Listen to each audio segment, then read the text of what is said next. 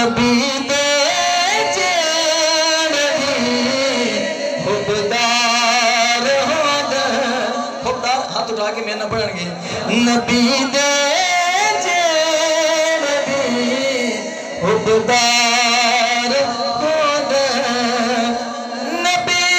दे जेड़े हुबदार होंदे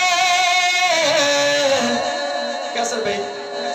ओही जन्नत दे सही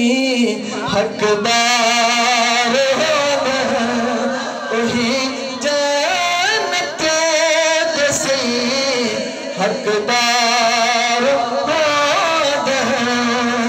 नबी दे जेड़े हुबदार होंदे जितने दरम्याने बोल है ना कुछ बंदे इधर बैठे ने कुछ इधर बैठे ने जरा मुकाबला सुभान अल्लाह होना है एक शेर इन्होंने सुनाना है एक इन्होंने सुनाना है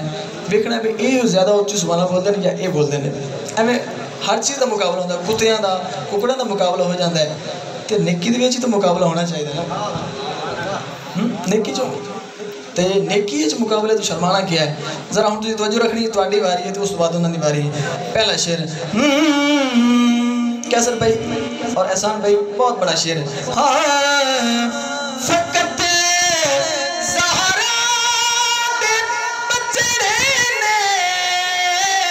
चाहते फकत ज़हरा दे बचड़े ने चाहते